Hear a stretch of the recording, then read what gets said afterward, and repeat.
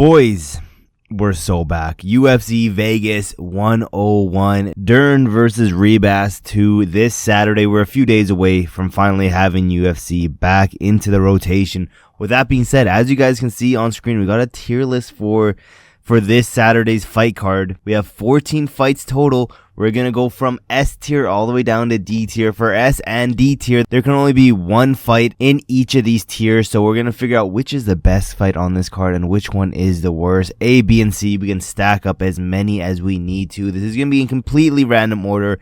Let's start off with Fatima Klein versus Victoria Dudakova. This could be, this has a possibility of being a really fun women's MMA fight, but it's women's MMA. At the end of the day, we'll put it at C tier. For right now, we'll put it at D tier because it's the only one on here. Moving down, we'll put this one as S tier for right now. That's going to go down real fast as soon as we get any other guys on here. We got Marco Tulo taking on Ior Paterio, and a UFC debut. It is what it is. I don't think this is going to be here for much longer, to be honest, and honestly, it's going to move down right away because we have, other timeline Khabib taking on Joe Solecki. This is a short notice replacement for Alviv, but I do think he still gets it done. Joe Solecki coming in here, very, very short notice, less than a week notice, I believe. And yeah, it's going to be fun to see alternate timeline Khabib in there. I think it's going to be fun. It'll be S tier right now, but once we get into some better fights, it will be moved down. Then we have Ernesta Karakady taking on Nicole Cagliari. C tier. Is there much that needs to be said? To be honest, I'll put him bottom. I think this is one of the worst fights that we have on here, and it just happens to be, some women's MMA. Moving down, some battle of the unks here. We have the boy Santiago Ponzinibbio taking on Carlson Harris. It's all right. Anything special? No, but it's all right. Battle of the Unks. I think this is a co-main event. Do I think it's better than Mini Khabib? Not really, just because these two guys are way too old. And also, I don't know how committed Santiago is going to be at the end of the day. This dude, if you were watching my prediction video, this dude's already working at the Spanish commentating for the UFC. So I don't know how committed he is into fighting anymore. And honestly, I think it's going to show in this fight how committed he is. And honestly, I think I'm going to move these guys down. Moving down, we have another UFC debut, Magomed Gazieloyev taking on Bruno Lopez. It's an okay fight, again, a UFC debut. I think it's good in this B tier position. I don't think it's going to be anything special. I do think Magomed's going to get it done. I just think he's more well-rounded. I think he has a better fight IQ. I just think he's going to overall do much, much better. Let's go down to a 50-50 type of fight here.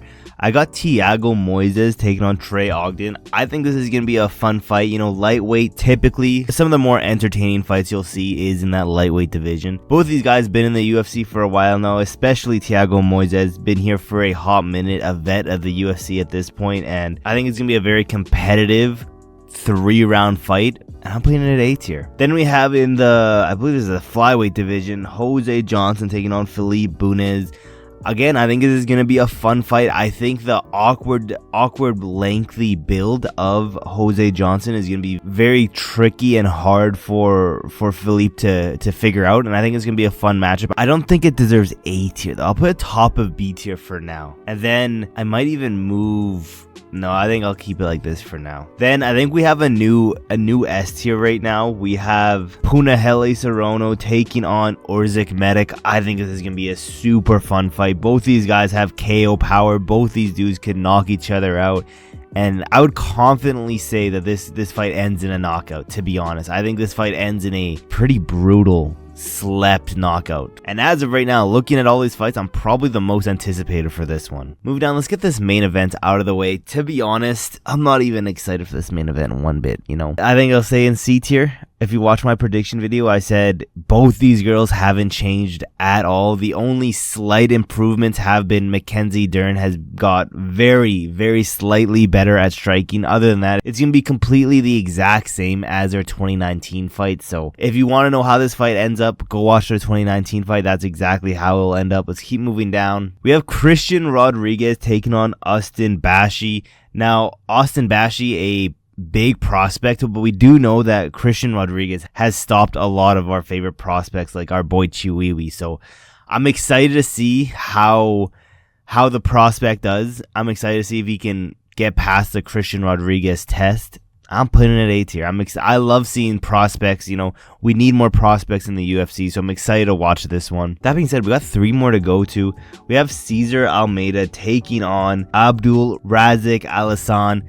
I think it's going to be a fun match. I can't put it in A tier though. I'll put it top of B tier just because I think Alhassan's IQ is going to really show how poorly it is in this fight. And I think Cesar Almeida is going to have pretty much like a punching bag in front of him the entire time. Then another short notice fight. We have Preston Parsons taking on Jacob Smith. Short notice fight. Am I that excited for it? Not necessarily. I'll probably have it towards the end of B tier. You know, I do think this is a way harder fight for Preston than his original matchup, but I'm just not excited for this one. Then the new S tier. I think this could have been on a main card of a pay-per-view because that's how good of a fight this is. We have Chris Curtis taking on Roman Kopylov. There's been some schizo moments from Chris Curtis on Twitter thinking that there's been Russian spies in his training camp. So there's some, I think having schizo moments is my favorite